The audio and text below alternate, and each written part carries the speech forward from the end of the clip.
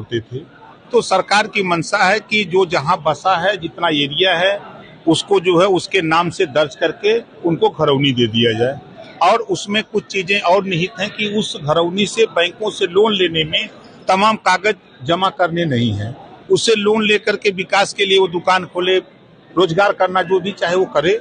इसके लिए सरकार की मंशा है कि जो आबादी में छोटी छोटी चीजों को लेकर लोग झगड़े करते थे, तो मामला न्यायालय में जाकर के लड़ते थे गरीब, तो उससे निजात दिलाने का प्रयास हो रहा है। इससे कौन लाभान्वित हो? देखिए, वो कमजोर लोग, वंचित शोषित लोग, जिनका कोई सहारा नहीं, जो बेसहारा है, असहाय है, ऐसे लोगों का बड़े पैमाने पर लाभ होगा।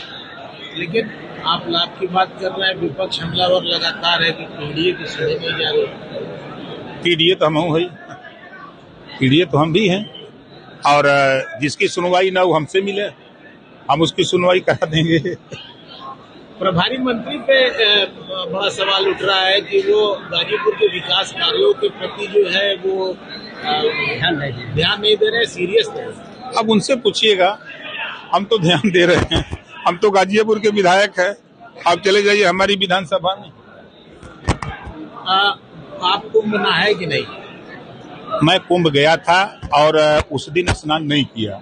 हमारे विभाग के एक प्रस्ताव आया कि हम पूरा पंचायती राज विभाग के सभी अधिकारी कर्मचारी एक साथ, हम लोग 9 फरवरी को कुंभ में स्नान एक साथ करेंगे। लेकिन विपक्ष कह रहा है कि कुंभ में बड़ी बंदरबाट हो रही है सरकारी धन की। अखिलेश जी, अब देखिए, अब उनके चश्मे जब सत्ता से बाहर होते हैं तो बदल जाते हैं पावर। जब सत्ता में रहते हैं तो सूखी घास हरी दिखती है, और जब सत्ता से बाहर होते हैं तो फिर चश्मा का पावर बदल जाता है, तो सूखी सूखी दिखती है और हरी तो हरी है। ये है। अफजल अंसारी कह रहे कि कुंभ का पानी गंदा था, इसलिए अखिलेश जो है हरिद्वार में स्नान किया। वहाँ भी तो गंदा नहीं होगा। वहाँ से तो गंगा निकल के आ रहे हैं। अरे निकल के आ रहे हैं तो नहा रहे हैं, तो अगर उनकी मंशा गंगा में नहाने से अगर गंदा हो रही है तो वो वहाँ जाकर कहीं गंदा कर रहे हैं। अखिलेश जी को गंगा जी में नहाते वक्त कहा गया कि हीरो से भी बड़ा हीरो दिख रहे हैं। अब भाई, अब उनके लोग उनको कुछ भी बता सकते हैं। अखिलेश जी की फोटो देखा आपने नहाते वक्त हरिद्वार में? हाँ, देखा। कैसी लगी?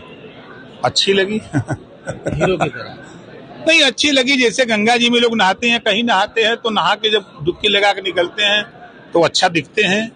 वही नहीं, जो भी आप भी जब जाएंगे ना, जब गंजी उंजी निकाल के चड्डी पे जब नहाएंगे तब अच्छा दिखेंगे। भाजपा नेताओं का बयान है कि जैसी फोटो है वैसा बयान नहीं आ रहा है। अब देखिए, हमसे हमारे विषय में पूछिए, हम बताएं। सरकार की योजनाओं के विषय में पूछिए, हम बताएं उसको अच्छी तरह से। हम दूसरे के बयान क्या बताएं? सबके बयान, सबकी सोच अलग अलग है। कुंभ में मुलायम सिंह के प्रतिमा की बड़ी चर्चा हो रही है। होनी चाहिए चर्चा। धरती पुत्र रहे, नेता रहे हैं, 4 बार मुख्यमंत्री रहे हैं, तो चर्चा तो होनी चाहिए। किसान यूनियन के नेता राकेश टिकैत ने कहा है कि कुंभ में बड़ी अच्छी व्यवस्था है। योगी की बड़ी तारीफ किया उन्होंने। भाई, अच्छे काम की तो तारीफ होती ही है। जैसे हम जब बोलते हैं कि लखनऊ को मायावती जी ने नवाबों की नगरी बना दिया, तो आप लोग कहते हैं कि बसपा में जा रहे हैं। कहा, जब हम कांग्रेस की बात करते हैं कि कांग्रेस की सरकार ने ये काम किया, बसपा की सरकार ने ये किया, तो देखिए, काम की तो चर्चा होनी चाहिए, काम की प्रशंसा होनी चाहिए, चाहे कोई भी सरकार हो। और ऐसा नहीं कि हम खाली एक दृष्टि से कि हम विरोध ही करें, ऐसा हमारे जहन में तो नहीं। कुंभ की इतनी बढ़िया व्यवस्था आप लोग दावा कर रहे हैं, बावजूद जिसके विपक्ष हमलावर क्यों? इसके विपक्ष के पास कोई काम तो होता नहीं है। विपक्ष में रहने के बाद विरोध एक शब्द है, तो विरोध के अलावा उस सुर में सुर मिलाएंगे तो मजा नहीं आएगा हमको। इस नाते वो विरोध करते हैं, सुर में सुर नहीं मिला सकते। सरकारी धन का दुरुपयोग बताया जा रहा है और ऐसे में कहा जा रहा है कि ठेकेदार मालामाल हो रहे हैं। तो ये तो उनकी सरकार में भी सोच लें कि क्या ठेकेदार मालामाल हो रहे थे, धन का दुरुपयोग हो रहा था। वो तो खुद कराए हैं, कुंभ उनके कार्यकाल में कुंभ लगा है, तो वो तो बेहतर जानते होंगे। इस नाते वो जो जानते हैं वही बताते हैं। सर, एक दिल्ली चुनाव पे एक सवाल, क्या लगता है आप इस? देखिए, अब तो चुनाव की डेट आ गई। 5 तारीख को वोटिंग है, 8 तारीख को काउंटिंग है। जनता मालिक है, जनता के बीच में सब लोग जा करके अपनी अपनी बात कह रहे हैं। जनता जिसके पक्ष में मुहर लगाएगी, हम लोग प्रयास कर रहे हैं एनडीए सरकार बने, दिल्ली में भी बने, हम लोग ये प्रयास करते हैं। मिल्कीपुर में कहा जा रहा है कि समाजवादी पार्टी जो है वहाँ पूर्ण बहुमत से फिर से आ रही है, सरकार बना लेगी। देखिए, आप ही लोगों की स्क्रीन पर 8 तारीख को 12 बजे आएगा कि एनडीए का प्रत्याशी भारी मतों से जीत दर्ज करने की ओर अग्रसारित। जिस तरीके से विपक्ष मिल्कीपुर को लेकर दावा कर रहा है, ओम प्रकाश राजभर का क्या लगता है? कोई दम नहीं है। देखिए, हम अगर ठेठ भाषा में बतावें तो जनता विकास रूपी दूध चाहती है कि जनता नेता से सोचती कि हमारा विकास हो, तो विकास रूपी दूध सरकार से ही मिल सकता है। अब सरकार तो दुधारू गाय लेके घूम रही है, अरे विरोधी लोग ठाठ गाय लेके घूम रहे हैं, तो ठाठ गाय दूध देगी?